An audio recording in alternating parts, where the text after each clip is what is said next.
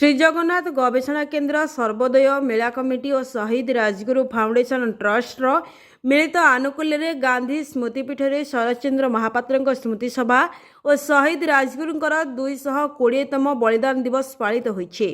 ଶ୍ରୀ ଜଗନ୍ନାଥ ଓ ଜୟରାଜଗୁରୁ ଶୀର୍ଷକ ଆଲୋଚନା ଚକ୍ରରେ ଶ୍ରୀ ଜଗନ୍ନାଥ ଗବେଷଣା କେନ୍ଦ୍ର ସର୍ବୋଦୟ ମେଳା କମିଟି ସଭାପତି ଉମାବଲ୍ଲଭ ମହାପାତ୍ରଙ୍କ ଅଧ୍ୟକ୍ଷତା କରିଥିଲେ।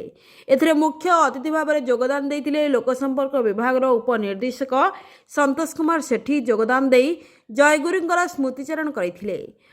ସଭା ଶେଷରେ ରାଜଗୁରୁ ଫାଉଣ୍ଡେସନ ଟ୍ରଷ୍ଟ ଓଡ଼ିଶା ସଭାପତି ପ୍ରାକ୍ତନ ନିର୍ଦ୍ଦେଶକ ଭାରତ ସରକାର ମାନସ ରଞ୍ଜନ ମହାପାତ୍ର ସୂଚନା ଦେଇ ବରପୁତ୍ରମାନଙ୍କ ପ୍ରତି ଶ୍ରଦ୍ଧାଞ୍ଜଳି ଅର୍ପଣ କରିଥିଲେ ଓ ଅବସରପ୍ରାପ୍ତ ପ୍ରାଧ୍ୟାପକ ପୂର୍ଣ୍ଣଚନ୍ଦ୍ର ମହାପାତ୍ର ସ୍ୱର୍ଗତ ଶରତଚନ୍ଦ୍ର ମହାପାତ୍ରଙ୍କର ଶ୍ରୀ ଜଗନ୍ନାଥଙ୍କ ପ୍ରତି ଭକ୍ତି ନିଷ୍ଠା ଓ ଶ୍ରୀମନ୍ଦିର ପରିଚାଳନା ଭାବେ ତାଙ୍କ ଦକ୍ଷତା ସମ୍ପର୍କରେ ବିସ୍ତୃତ ଭାବେ ଆଲୋଚନା କରିଥିଲେ।